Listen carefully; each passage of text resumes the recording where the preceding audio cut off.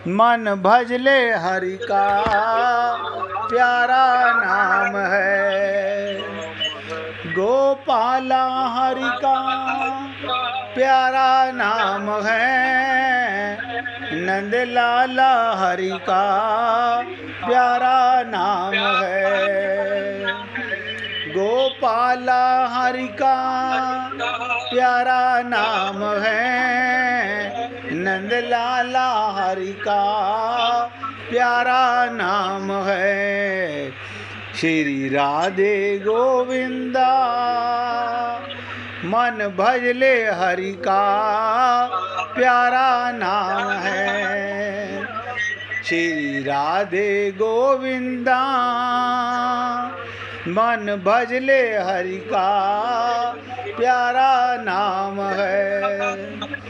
गोपाला हरि का प्यारा नाम है, नंद लाला हरि का प्यारा नाम है। गोपाला हरि का प्यारा नाम है, नंद लाला हरि का प्यारा नाम है। सभी पुण्य आत्मा पूरी एकाग्रता के साथ, बहुत इम्पोर्टेंट चर्चा है, पूरे एकाग्रता के साथ एक एक शब्द हृदयंगम कीजिएगा और पूरी ताकत लगा के।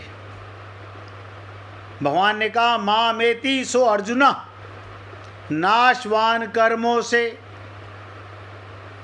अब ध्यान दीजिएगा, नाशवान कर्मों से अपना संबंध मानने के कारण आप लोगों ने क्या कर रखा है, नाशवान कर्मों से अपना संबंध मानने के कारण नित्य प्राप्त परमात्मा भी अप्राप्त प्रतीत होता है। भगवान मिला हुआ है सबको, ऐसा कोई जीव नहीं जिसे भगवान नहीं मिला हुआ, लेकिन हम नाशवान कर्मों में अपना संबंध मानकर उलझ गए, मिले हुए परमात्मा का अनुभव नहीं कर पा रहे, सोचते रहते हैं। यानी नित्य प्राप्त परमात्मा, पता नहीं भगवान मिलेंगे कि नहीं मिलेंगे, डाउट हमेशा। देखो ऐसी कमाल की चीज है, उसका कारण नहीं जानते। मन कहाँ फंसा हुआ है, हम कहाँ फंसे हुए हैं, नाशवान कर्मों में, इनसे अपना संबंध मानने के कारण। संबंध का पाप है, कर्म पाप नहीं है। ध्यान दीजिएगा इस पॉइंट को भी, हमारे संबंध का कर्म पाप नहीं है, संबंध पाप है। अपना संबंध मानने से नित्य प्राप्त परमात्मा भी अप्राप्त महसूस होता है। हम लोगों को कैसा वहम हो गया, मंदिर में जाके भगवान मिल जाते हैं। बताओ कमाल हो गया, वो सेठ जी ने मंदिर बनवाया, हम बिरला मंदिर गए, लक्ष्मी नारायण, अब आप सोचिएगा वहाँ पर लिखा है बिरला मंदिर, लक्ष्मी नारायण मंदिर। अब हमने क्या समझा, क्या जाना, सोच के देखो।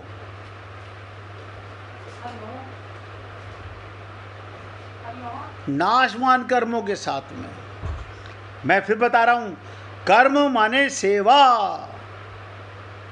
आपका संबंध तो परमात्मा से होना चाहिए। कोई भी काम करते हो भगवान के निमित्त करो, अपना और अपनों के लिए मान के करोगे तो पाप, भगवान के लिए भगवान का मान के करोगे तो पुण्य। बताओ इससे ज़्यादा खुल के मैं क्या बोलूं। मैं आपको सत्संग के अंदर हाथ जोड़ के निवेदन क्यों करता हूं, मेरे लिए ये भगवान का कार्य है, भगवान के निमित्त कर रहा हूं। मेरे ये कर्म भी, क्योंकि संबंध, मैं रोज बोलता हूं हे पुण्य आत्माओं, मैं आत्माओं को सत्संग सुनाता हूँ, शरीर को सत्संग नहीं सुनाता। निष्काम भाव पूर्वक, देखो कितनी बार बोला, निष्काम भाव पूर्वक केवल दूसरों के हित के लिए संपूर्ण कर्म करने से मात्र कर्मों का प्रभाव संसार की तरफ हो जाता है। लेकिन सकाम, अपने पति के लिए, अपने बेटे के लिए, अपने परिवार के लिए बहुत भगवान नोट करते रहते हैं।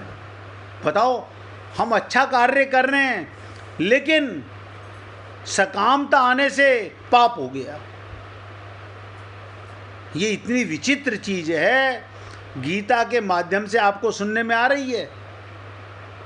कर्म योग की चर्चा, भगवान ने कहा ना, यही गीता का ज्ञान सूर्य को दिया था। लोग कर्म योग को भूल गए, कर्म तो करते थे लेकिन योग को भूल गए। नित्य प्राप्त परमात्मा का अनुभव हो जाता है। प्रत्येक कर्म भगवान के निमित्त कीजिए, प्रत्येक कर्म। अपना पराया कहां से हो गया? जब मेरा अपना है ही परमात्मा, तो परमात्मा के लिए कार्य कर रहा हूं। हमने शरीरों के संबंध को, ये सकाम हो गया। ये हो गया अंधा बाटे रेवड़ी, फिर अपने को दे, फिर अपने को दे। अब ये सुनने में शब्द बड़े कड़वे हैं। अंधा बाटे, क्या हम अंधे हैं? बुरा मत मानिएगा, अगर मैं भी ऐसा कर रहा हूं तो मैं भी अंधा हूं। सबसे पहले अगर मैं कोई भी शब्द बोलता हूं, सबसे पहले अपने ऊपर लागू करता हूं, मैं भी अंधा हूं। भगवान के निमित्त कर्म करोगे तो पुण्य होगा, सकाम करोगे तो पाप होगा। भगवान ने जीवों पर, हम पर महान कृपा ही भगवान के जन्म में कारण है। भगवान के अवतार का, ये गीता का क्या है? हम लोगों के कल्याण के लिए। आप बताइए, अन्यथा हम सारी जिंदगी मंदिर जाते रहते, कंगले बने रहते, मरते पैदा होते, मरते पैदा होते। आत्मज्ञान कहाँ से होता? कर्म योग कहाँ से करते? जानते ही नहीं कर्म योग क्या है। कर्म तो सभी कर रहे हैं, चोर भी कर्म कर रहा है, पंडित भी कर्म कर रहा है, महात्मा भी कर्म कर रहा है। इसीलिए मैं कहता हूं, गृहस्थ आश्रम सबसे बड़ा आश्रम है। क्यों? गृहस्थ आश्रम का मतलब होता है परीक्षा में बैठना। आप और हम लोग गृहस्थ में जब है ना, भगवान को सबसे ज़्यादा प्रिय है आश्रम। भगवान को बाल मुंडाकर, बाल बढ़ाकर, गले में मालाएं डालकर जंगल में जाके बैठने से वो आश्रम भगवान को प्रिय नहीं है। क्यों? वहाँ पर मन में मलिनता बनी रहती है। मैंने ये त्याग दिया, मैंने ये त्याग दिया, मैंने ये कर दिया। लेकिन यहाँ हर पल चेतना रहती है, जो मैं कर्म कर रहा हूँ ये भगवान के निमित्त कर रहा हूँ या अपने संबंध के लिए कर रहा हूँ। देखो कितनी बड़ी विचित्र चीज़ है। आप जिसके लिए कर्म करते हो उसमें भगवान है, तो भगवान के निमित्त क्यों नहीं करते? मैंने माता की सेवा की, माता में भगवान था तो सेवा की ना। भगवान की मान के सेवा करता तो भगवान की डायरी में मेरे पुण्य लिखे जाते। ये छोटी सी बात है, कर्म वही करने हैं। तो जीवों पर महान कृपा ही भगवान के जन्म में कारण है। भगवान का अवतार किस लिए होता है? हम पर कल्याण करने के लिए। इस प्रकार भगवान के जन्म की दिव्यता को जानने से, दिव्यता को, मनुष्य की भगवान में भक्ति हो जाती है, प्रेम हो जाता हो। भगवान हमारे लिए अवतार लेके आते हैं, हम तो समझे ही नहीं थे, हम तो ये समझते रहे नंद का छोरा है, वासुदेव का छोरा है, दशरथ का बेटा है। ना ना ना ना, भगवान के लीलाएं हमारे लिए की है, हमें बताने के लिए, जीवों का कल्याण करने के लिए। रामचरितमानस में भी कहा, भगवान शंकर कह रहे हैं पार्वती से, उमा राम स्वभाव जेहि जाना। ध्यान दो, उमा राम स्वभाव जेहि जाना, ताई भजनु तजी भाव न आना। उसके मन में कोई और भाव आ ही नहीं सकता जिसने भगवान के भाव को समझ लिया। अरे पुण्य आत्माओं, आप हम लोगों को ऐसा सुंदर मौका मिला है। एक तो क्या, हम लोग कलयुग में हैं, सबसे छोटा युग है, सबसे छोटी आयु है, और भक्ति पूरी वही जो सतयुग में लाखों वर्ष तपस्या करके भगवत प्राप्ति होती थी, यहाँ आत्मज्ञान से हो जाती है। कोई तप नहीं, कोई जप नहीं, हो गया भगवत प्राप्ति। क्योंकि आत्मज्ञान होगा तो प्रत्येक कार्य भगवान के निमित्त होगा, आपका भगवान का ही सुमिरन होगा, आपका संबंध भगवान से हो गया तो आप भगवान का सुमिरन करते रहोगे। क्यों? प्यार हो गया ना, संबंध हो गया ना। अब हरि जी मैं तो जैसो तैसो तेरो, हरि जी मैं तो जैसो तैसो तेरो। सजने संवरने की जरूरत नहीं, भाव से सजो, भाव से संवरो, भगवान के साथ उठो, खाओ, पियो, घूमो, नाचो, जो कार्य करना हो भगवान के साथ करो। देखो 24 घंटे भगवान भी आपके बंधन में बन जाएगा। इसलिए भगवान शंकर भी कहते हैं, उमा राम स्वभाव जेहि जाना। जिसने राम के भाव को जान लिया, ताई भजन तजी भाव ना आना।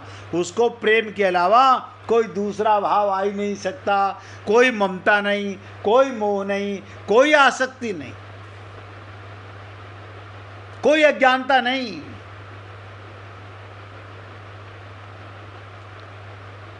तो भक्ति से भगवान की प्राप्ति हो जाती है, प्रेम से भगवत प्राप्ति होती है।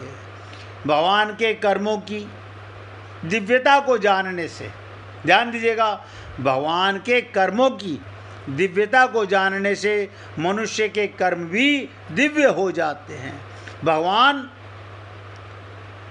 के कर्म दिव्य क्या मतलब? हम लोगों के लिए कर्म कर रहे हैं, भगवान व्यवहार कर रहे हैं, हमारे भी कर्म भगवान के निमित्त होने लगेंगे। अर्थात वो बंधन कारक ना होकर खुद का और दूसरों का कल्याण करने वाले हो जाते हैं, जिससे संसार से, देखो सबसे बड़ी इम्पोर्टेंट चीज़ क्या होता है, जिससे संसार से संबंध विच्छेद, संसार से, शरीर से संबंध विच्छेद। और एक बात और विशेष बता दूं आपको, आप अपने शरीर से संबंध हटा लो, क्योंकि ये जड़ है, आप चेतन हो। संसार से अपने आप, फिर सब में परमात्मा, सब चेतन नजर आने लगेंगे। ये माया का मकबरा है, इससे क्या प्रेम करते हो? ये तो केवल एक माध्यम बनता है, ये उपकरण है करने के लिए। भगवत प्राप्ति हो जाती है। बात बहुत छोटी छोटी सी हैं, लेकिन हैं बहुत इम्पोर्टेंट। अभी इस श्लोक की मार्मिक बात, बहुत गूढ़ बात अभी बाकी है।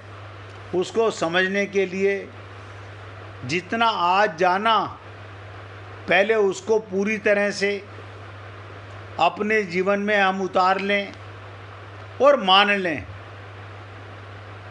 तब तो लाभ होगा।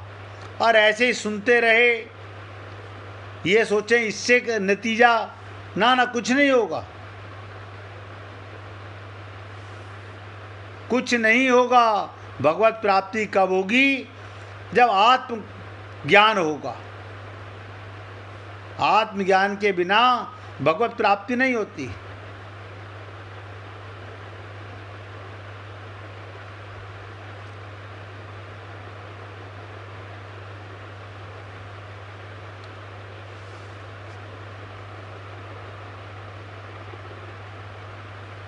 अब एक लीला सुनिएगा, और जिस किसी को भजन सुनाना हो तो निकाल के रखिएगा। आपके हृदय में भगवान को भजन सुनाने का प्रेम उमड़ना चाहिए, संसार को रिझाने के लिए नहीं, भगवान को रिझाने के लिए।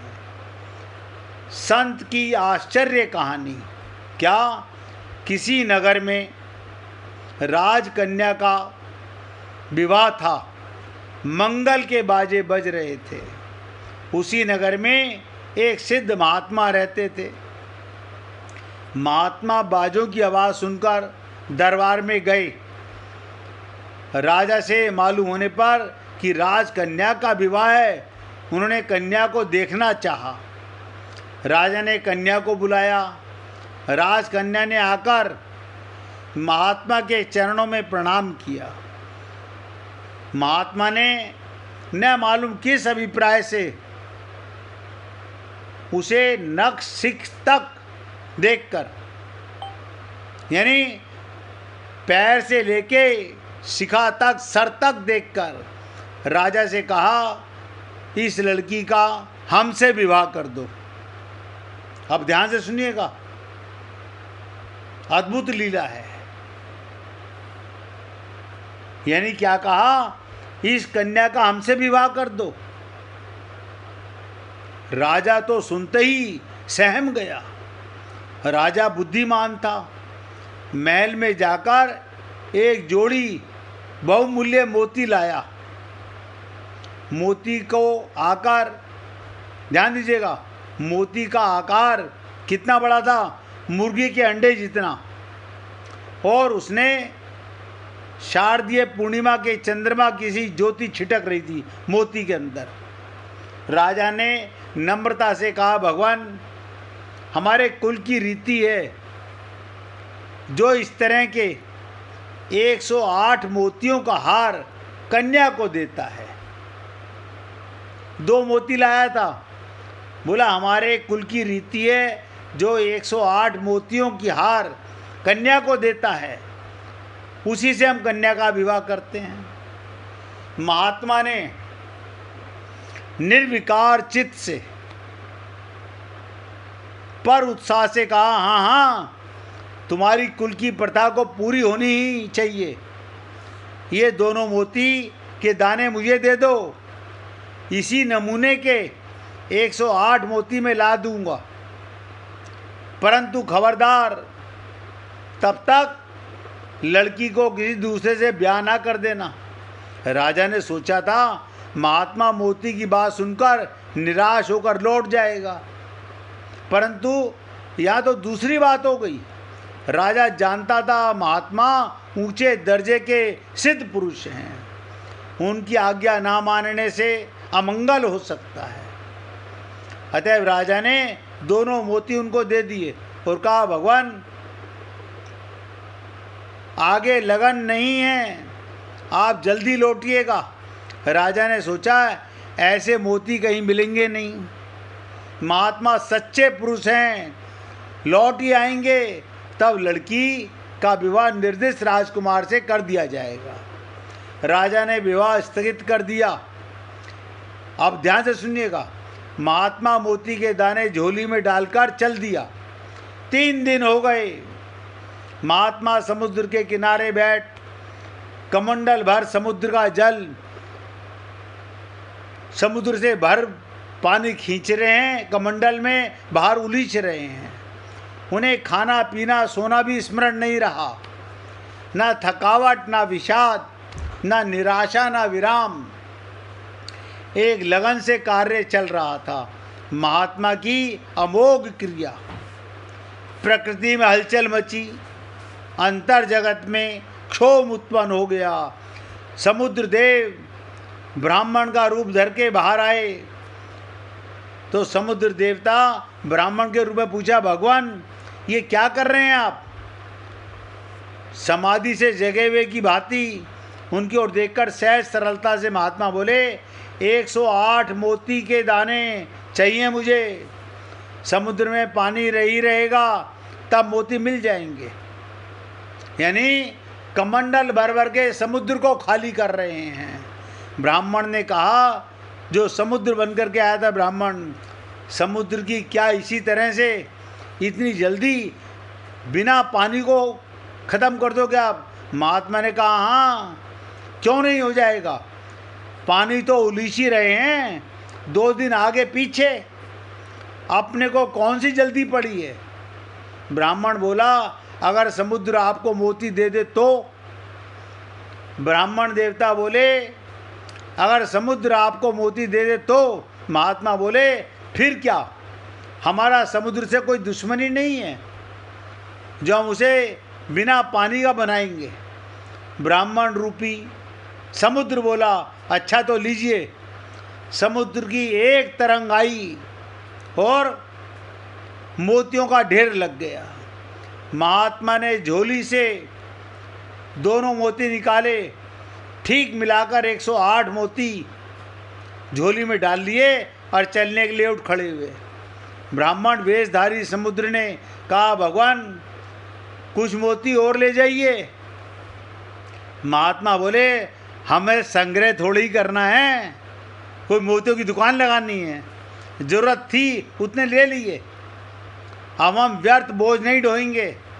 महात्मा ने आकर राजा को बुलाया, पहले 2 दाने समेत 108 मुर्गी के अंडे जैसे पूनम के चांद से चमकते मोती के दाने राजा के सामने रख दिए। राजा तो आश्चर्यचकित हो गया। महात्मा के परम सिद्ध होने का उसे पूर्ण विश्वास हो गया। राजा ने सोचा, ऐसी विलक्षण शक्तिशाली पुरुष से लड़की का विवाह करने में लड़की को तो किसी दुख की संभावना ही नहीं है, परंतु इनसे कुछ काम और क्यों ना ले लिया जाए। देखो, राजा के मन में स्वार्थ आ गया। राजा की एक और दूसरे बड़े राजा से शत्रुता थी। वो राजा तो मर गया था, उसका छोटा कुमार था। उसने सोचा, शत्रु का बीज भी अच्छा नहीं, महात्मा के हाथों ये कांटा भी निकलवा दिया जाए। ये सोचकर राजा ने कहा, भगवान मोती तो बड़े अच्छे आप लेके आए, एक काम और है, अमुक राजा के राजकुमार का सिर आने पर लड़की का ब्याह होगा, ऐसा प्रण है, अतः यदि हो सके तो आप इसके लिए चेष्टा करें। महात्मा ने कहा, अरे इसमें कौन सी बड़ी बात है, अभी जाता हूँ। महात्मा जी उसी राज्य में गए, राजमाता से मिले। राजमाता ने महात्मा का नाम सुन रखा था, बड़ी अच्छी आवभगत की। महात्मा बोले, माई हम तो एक काम से आए हैं, तुम्हारे कुमार का हमें सर चाहिए। हमने एक राजा से कहा था अपनी कन्या का विवाह हमसे कर दो, उसने कहा अमुक राजा का सर ला दोगे तो विवाह होगा, तो आप अपने लड़के का सर दे दो। एक लौता लड़का था, वही राज्य का अधिकारी था। महात्मा के वचन सुनकर राजमाता के प्राण सूख गए, परंतु हृदय में श्रद्धा थी। उसको विश्वास था कि सच्चे महात्मा से किसी का कोई अकल्याण नहीं हो सकता। राजमाता बोली, भगवान लड़के का सिर मैं कैसे उतारूं, आप इस लड़के को ही ले जाइए, इस लड़के को ही ले जाइए। महात्मा बोले, ये और भी अच्छी बात है, उसने तो सर ही मांगा था, हम तो पूरे को ले जाते हैं, फिर सर उतार कर हमें क्या करना है। राजमाता बोली, भगवान इसे मैं आपके हाथों में सौंप रही हूँ। महात्मा बोले, हाँ भगवान सब मंगल करेंगे। राजकुमार को लेकर महात्मा अपनी नगरी में लौटे। राजमहल में जाकर बोले, लो ये समूचा राजकुमार, अब पहले विवाह करो, खबरदार। अब राजा को भी चेतावनी दे दी, जब तक विवाह ना हो लड़के को छूना मत। राजा ने आनंद मग्न होकर कहा, ठीक है भगवान, ऐसा ही होगा। महात्मा ने कहा, तो बस अब देर ना करो। विवाह मंडप रचा हुआ था, चौकी बिछाई गई, महात्मा जी दूल्हा बने, कन्या आई। कन्या को महात्मा जी ने एक बार नक्शिका देखा, अकस्मात महात्मा बोल उठे, अरे उस राजकुमार को तो यहाँ बुलाओ, उस राजकुमार को यहाँ बुलाओ। राजकुमार को बुलाया गया। महात्मा ने उसे कन्या के बगल में खड़ा कर दिया, फिर दोनों को एक बार नीचे से ऊपर तक देखा, बोले, भाई जोड़ी तो यही सुंदर है। राजा, बस अभी इस राजकुमार से राजकुमारी का ब्याह कर दो। खबरदार, जो जरा भी ची चपट की। राजा नहीं कर सका, ना नहीं कर सका। राजकुमारी का विवाह शत्रु राजकुमार से हो गया। महात्मा के विचित्र आचरण का रहस्य अब राजा की समझ में आया। राजा का मन पलट गया, शत्रु मित्र हो गया। महात्मा अपनी कुटिया पर जाकर पुनः भगवान का सुमिरन करने लगे। इस कहानी से मालूम हो गया, संत पुरुष की क्रियाएं किसी अज्ञात उद्देश्य से नहीं, विलक्षण हुआ करती हैं। उनकी क्रियाओं से उनकी स्थिति का पता लगता है। अब आप सोचिएगा, आजकल के ज़माने में जहाँ लोग नाना प्रकार से ठगे जा रहे हैं, सावधानी रखना उत्तम है। श्रद्धा और सेवा करके सत्संग करना चाहिए, और जिन संत पुरुषों के संग से अपने में देवी संपदा की, भगवत प्रेम की, आत्मज्ञान की वृद्धि, भगवान की ओर अपनी चित्त वृत्ति लगने लगे, उन्हीं को संत मानकर उनसे विशेष लाभ उठाना चाहिए। अपनी बुद्धि जिनको संत स्वीकार ना करे, उनकी निंदा तो नहीं करनी चाहिए, परंतु अपना उनसे कोई गुरु शिष्य का संबंध नहीं रखना चाहिए। निंदा तो इसलिए नहीं करनी चाहिए कि किसी की भी निंदा करना बहुत बुरा पाप है। गुरु शिष्य का संबंध इसलिए नहीं बनाना चाहिए जब तक श्रद्धा रहित और दोष बुद्धि युक्त संबंध से कोई लाभ नहीं होता। हे पुण्य आत्माओं, ये छोटी छोटी लीलाएं भगवान की आपको इसलिए सुनाई जाती हैं कि आपके मन में पूरी श्रद्धा और विश्वास हो। जिन्हें आप अपना गुरु मानते हैं उनके प्रति पूर्ण समर्पण होकर के भगवान का प्रेम पा सकते हो। अब मैं अपने शब्दों को विराम दूंगा और मिसिज मेहरा भजन सुनाना चाहती हैं।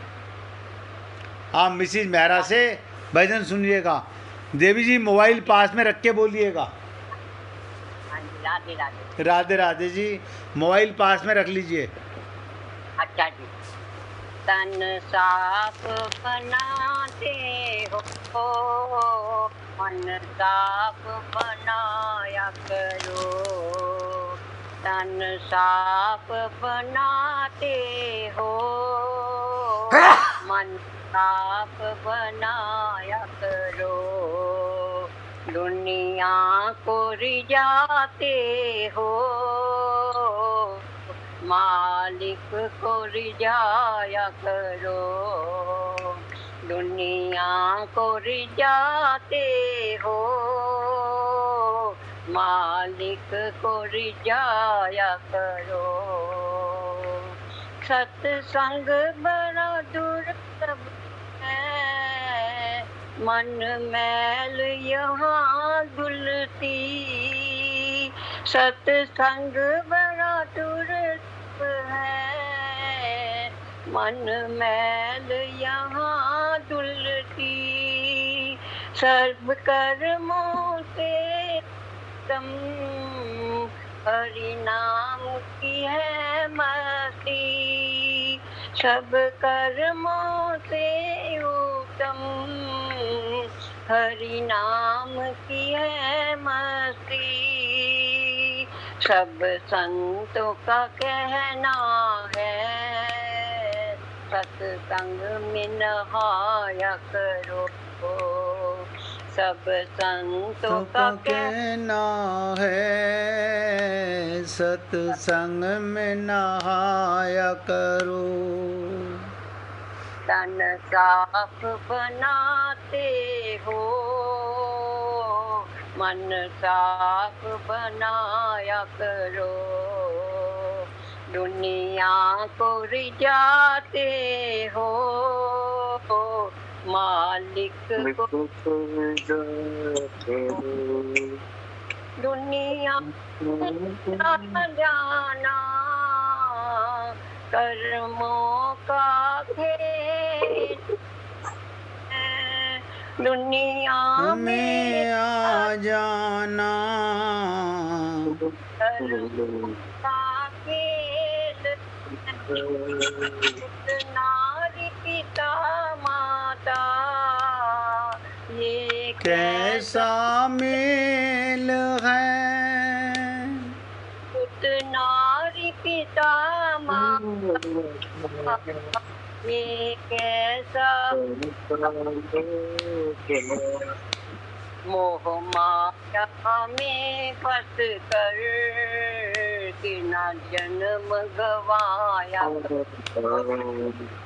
मोह माया में फंस कर न जन्म गवाया करो। साफ बना बनाया करो, दुनिया को रिझाते हो, मालिक को रिझाया करो।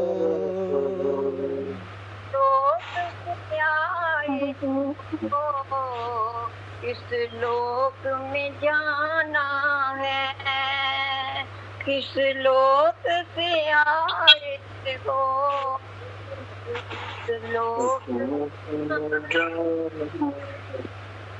ये कैसी पहेली है, किसी ने भी न जाना है, ये कैसी पहेली है, किसी ने भी न जाना है। इस उलझन में पड़ कर मन फरमाया करो,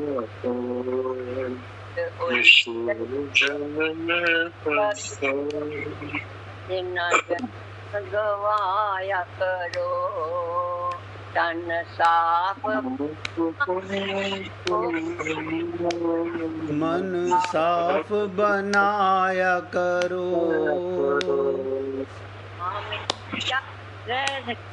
दुनिया में को रिझाते हो, मालिक को रिझाया करो।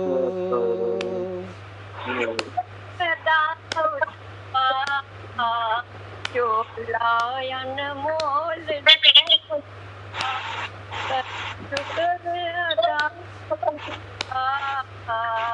जो लायन मोल दिया,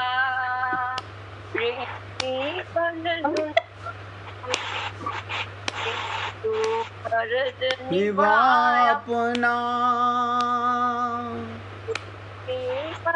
दुनिया में तो फर्ज निभाया अपना, वह रंग संग तेरे है, उसको न भुलाया करो, वह रंग संग तेरे है, उसको न भुलाया करो, साफ बनाते हो, मन साफ बना सिखाते हो, मालिक को दुनिया को रिझाते हो, मालिक को बोलिए वृंदावन बिहारी लाल की जय। जय श्री राधे, जय जय श्री राधे। बोलिए लाल जी का मंगल हो, सभी भक्तों का मंगल हो। सबको राधे राधे भैया, सबको राधे राधे राधे भाई, राधे राधे, सबको राधे राधे जी, राधे राधे,